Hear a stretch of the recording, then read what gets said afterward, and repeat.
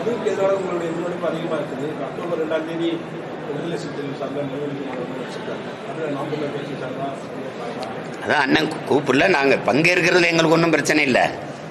அழைப்பு வரும் பட்சத்தில் அது பங்கேற்போம், அதில் ஒன்றும் இல்லை. அது கேள்வி சில கேள்வி எங்கள் அண்ணன்ட்ட கேட்க வேண்டியது இருக்குல்ல, எங்கள் அண்ணன்ட்டே எங்கள் ஐயாட்டையும். நீங்கள் 2 பேரும் தான் என்னை வளர்த்தீங்க. நாங்கள் உங்கள் 2 பேர் கூட நான் நீண்ட காலம் வேலை செஞ்சுருக்கேன், பல இருந்திருக்கேன்.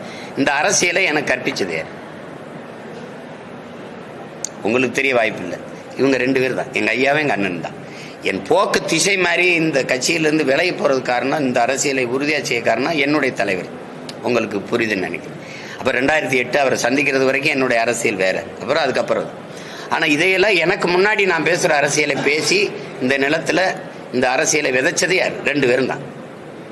எங்கள் ஐயாவுக்கு சாதி வாரி கணக்கெடுப்பு எடுத்து குடிகளின் எண்ணிக்கைக்கு ஏற்ப இடஒதுக்கீடு கொடுக்கணுங்கிறது எங்கள் ஐயா கோட்பாடு. அதுதான் எங்கள் அண்ணனுக்கு.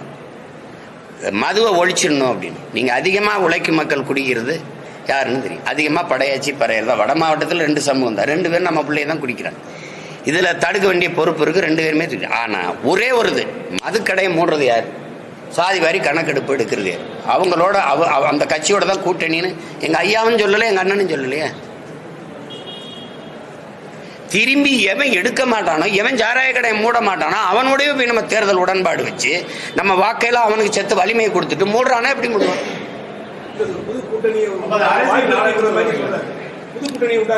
அதே அவ்வளவுலாம் பெரிய வார்த்தை. புது கூட்டணி மதுவுக்கு எதிராக சாதி வாரி கணக்கெடுப்பு எடுக்காதுங்க பாரதிய ஜனதா. அது கோட்பாட்டுக்கு எதிரானது, பொருளாதார அடிப்படைக்கு போயிடுச்சு. உங்களுக்கு இடஒதுக்கீடுங்கிற கோட்பாடே அதே நேருக்கும் அண்ணல் அம்பேத்கருக்கு நடந்த தர்க்கங்களே அறிவார்ந்த பெருமக்கள் நிறைய அறிவிங்க. பொருளாதார அடிப்படையில் இடஒதுக்கீடுங்கிற பேச்சுக்கே இடம் இல்லை. இந்த தெருவில் சீமான் நடக்கக்கூடாதுங்கிறது, ஏழைங்கிறது இல்லை. இந்த கோயிலில் நுழையக்கூடாது, இந்த குளத்தில் குளிக்கக்கூடாதுங்கிறது ஏழைங்கிறது இல்லை. நான் இழிமகன், ஈன சாதி, தொட்டா தீட்டு பார்த்தா தீட்டு அப்படிங்கிறதுனால தான்.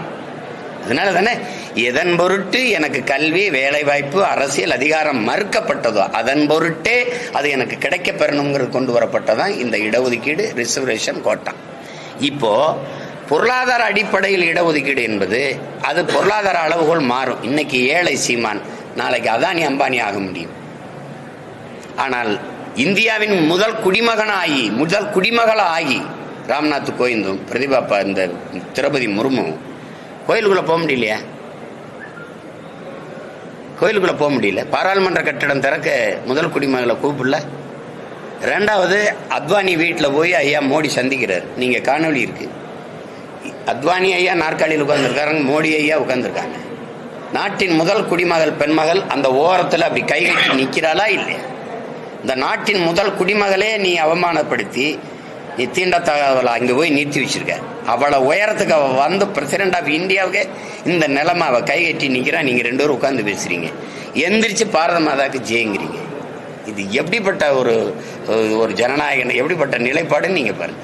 ஒரு நாற்காலியை போட்டு முதல்ல அந்த பெண்ணை உட்கார வச்சுட்டு நீங்கள் உட்கார்ந்துருந்தா இது பெண்ணியத்தை போற்றுகிற நாடு, பெண்களுக்கு உரிமை அளிக்கிற நாடு, சகோதரத்துவம் சமத்துவம் உள்ள நாடு, ஜனநாயக நாடு, இதெல்லாம் நீங்கள் பேசலாம். அப்ப நான் அவளை உயரத்துக்கு வந்து என் மேல சுமத்தப்பட்ட சாதிய இழிவு, தீண்டாமை, கொடுமை போலன்னா அப்ப பொருளாதாரத்துக்கு அதுக்கு சம்பந்தமே இல்லையே. அப்ப அந்த அடிப்படையில நீங்க அதனாலதான் நம்ம எங்க ஐயாவும் சரி நாங்களும் சரி இன்னைக்கு இங்க இருக்கிற இடஒதுக்கீடே நீங்க எல்லாம் போயிட்டு இருக்கிறாங்க. இது ஒற்றை மகன், எங்க ஐயா ஆனமுத்துங்கிற ஒரு மகன் போராடி பெற்றுக் கொடுத்ததான் இது எங்களுக்கு. அதை யாரும் இவங்க பேச தயாரா இல்லை. 69 விழுக்காடு இடஒதுக்கீடு மண்டல் கமிஷன் ஒண்ணு இருக்குல்ல, மண்டல் பரிக்குழு, அதை கொண்டு வந்ததே அவர் தான். அந்த ஒரே மகனின் போராட்டம். இந்த அதிகாரங்கள் யாரும் செய்யல, ஒருத்தரும் செய்யல. யாராவது மறுக்க சொல்லுங்க நீ. அப்ப இவங்க எடுக்க மாட்டாங்க. நேர் எதிர் கோட்பாடு கொண்ட பிஜேபி சாதிவாரி கணக்கெடுப்பு எடுக்கணும்னு தள்ளி விடுறதுங்கிறது எவ்வளவு ஏமாற்று. நீங்க எடுக்க முடியாது. இப்போ அருந்ததியருக்கு 3 விழுக்காடு கொடுத்தது யாரு? திமுக, ஐயா கருணாநிதி. இஸ்லாமியருக்கு 3.5 விழுக்காடு கொடுத்தது யாரு? ஐயா. பாட்டாளி இந்த படையாட்சிகளுக்கு வன்னியர்களுக்கு 10.5 கொடுத்தது யாரு? ஐயா எடப்பாடி. ஒரு மாநில கட்சியின் அதிகாரத்திற்கு, ஆட்சி அதிகாரத்திற்கு 3 விழுக்காடு, 3.5 விழுக்காடு, 10.5 விழுக்காடு இடஒதுக்கீட்டை பிரிச்சு பங்கிட்டு கொடுக்கிற அதிகாரம் உங்களுக்கு. சாதிவாரி எண்ணி கணக்கெடுறதுக்கு அதிகாரம் இல்லையா? ஓகே, புரியுதா? எப்படி எடுக்கிறது அப்படின்னா வீட்டுக்கு வீடு ஓட்டை எப்படி எண்ணி காசு கொடுக்குறீங்க? அப்படி என்னங்க எல்லாரும் கொடு, எண்ணி கொடு, எடுத்து கொடுக்காத, அளந்து கொடு, அள்ளி கொடுக்காத. இதானே இடஒதுக்கீடு. நீங்க அப்படி செய்ய தயாரா இல்லை. ஏன் என்ன மறுக்கிறீங்க? எல்லாரும் கேட்கிறேன் எங்களுக்கு எண்ணி கொடுத்துருன்னு. இப்ப தேவேந்திரர் எங்களை பட்டியல் பிரிவுல இருந்து வெளியே எடுத்துருன்றான். நீ மறுபடியும் என்ன சொல்ற? அதுல கிடைக்கிற சலுகை எனக்கு கிடைக்காம போயிடும். நான் சலுகையே கேட்கலையே, நான் உரிமையை கேட்கிறேன். இந்த நாட்டின் குடியா எனக்கு உரிமையை கேட்கிறேன். எனக்கு உரிய இடஒதுக்கீடு கேட்கல, பங்கீடு கேட்கிறேன், பகிர்வு கேட்கிறேன். அதை நீ புரிஞ்சுக்கிறாம நீ அங்க இருந்தா நீ எஸ்சி எஸ்டிங்கிற. எஸ்டி ஷெட்யூல்டு டிரைப்ஸுக்கு அவன் எத்தனை பேருக்கு என்னென்ன கொடுத்துருக்க? ஆர்டிஐல கேளுங்க, தகவல் உரிமை சட்டத்தில் கேளுங்க. ஒண்ணு தெரியுமா உங்களுக்கு? சாதி சான்றிதழ் நான் குறவர், நான் இருளவர், ஈழவர், இப்படி ஏதாவது ஒண்ணு, ஒரு போயர், ஓட்டர், இப்படி ஏதாவது எனக்கு இருந்த சாதி சான்றிதழ் இருந்தாதான் நான் அந்த இடஒதுக்கீடே பெற முடியும். உங்களால் நம்ப முடியுதா? நான் போராடி 3000 பேருக்கு சாதி சான்றிதழ் வாங்கி கொடுத்துருக்கேன் நிலைமையில இருக்குன்னா இவன் என்ன இடஒதுக்கீடை பெற்றிருப்பான்னு நீங்க நினைக்கிறீங்க? ஒரு குடும்ப ரேஷன் கடையில அரிசி போடுறீங்க, குடும்ப அட்டை இருந்தானே, ரேஷன் கார்டு இருந்தா தானே அரிசி வாங்க முடியும். எனக்கு கார்டே இல்ல, அப்புறம் அரிசி போட்டு என்ன, பருப்பு போட்டு என்ன? எப்படி ஆட்சி நடக்குது பாருங்க. நீங்க இப்ப தேவேந்திரன்னு வச்சுக்கிறீங்க, நான் அதுல குடும்பம்னு இருக்கேன், காலாடி இருக்கேன். எங்களுக்கு பிரிச்சு கொடுத்தியா? படையாட்சி இருக்கேன் 10.5. அதுல அரச படையாட்சிக்கு எவ்வளவு, பந்தல் படையாட்சிக்கு எவ்வளவு? சும்மா அப்படி இதை எடுத்துக்க அப்படின்னா எப்படி எடுத்துக்கிறது? இப்ப நாங்க முக்குளத்தோர்னு இருக்கோம். கல்லருக்கு எவ்வளவு, மறவருக்கு எவ்வளவு, அகமுடையருக்கு எவ்வளவு உள்ஒதுக்கீடு பண்ணிட்டீங்களா? அப்புறம் அதனாலதான் எண்ணிருங்கிற. கல்லர் எவ்வளவு, மறவர் எவ்வளவு, அகமுடையர் எவ்வளவு? நீங்க மொத்தமா 3 சாதி, கல்லருக்கு ஒரு மினிஸ்ட்ரி, மறவருக்கு 1, அகமுடையருக்கு 1, 3 சீட்டு முடிச்சு விட்டீங்க, 3 அமைச்சர். ஆனா என்ன, நீங்க கல்லருக்கு எத்தனை வருது, இவருக்கு எத்தனை வருது, குடிகளின் எண்ணிக்கைக்கு ஏற்ப நீங்க கொடுக்கணும். அப்படி நீங்க என்ன மாட்டுறீங்க? நான் கோனார் வச்சுக்கிறேங்க, நாட்டிலே 2 அமைச்சர் கொடுத்துருக்கீங்க, 2ஐயும் என் மாவட்டத்திலேயே கொடுத்துட்டீங்க, சிவகங்கையிலேயே. அப்ப திருநெல்வேலி இருக்க கோனாரு, திருவண்ணாமலை இருக்க கோனாரு, ஒண்ணு பிரிச்சு கொடுத்துருக்கணும். இல்ல 2ஐயும் ஒரே மாவட்டத்தை கொடுத்துட்டீங்க. இந்த இவ்வளவு எண்ணிக்கையில் இருக்கு, எனக்கு 2 தான். உங்க வீட்டிலே 2 அமைச்சர் இருக்காரு.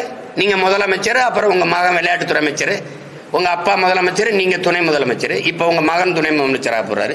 அப்ப நாட்டிலேயே எங்களுக்கு 2, உங்க வீட்டிலேயே உங்களுக்கு 2ன்னா இது என்ன சமூக நீதி?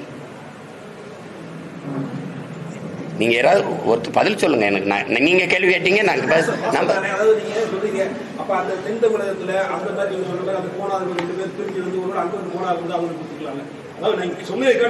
ஆமா, நீங்க திருநெல்வேலியில கோனார் நாங்க இருக்கும்ல.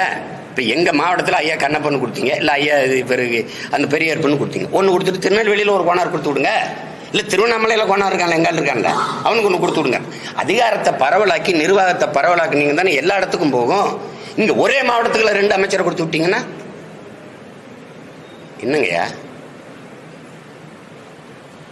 அப்ப நீங்க செய்ய மாட்டீங்க, நாங்க கேள்வியும் கேட்க கூடாது. எப்படி இது?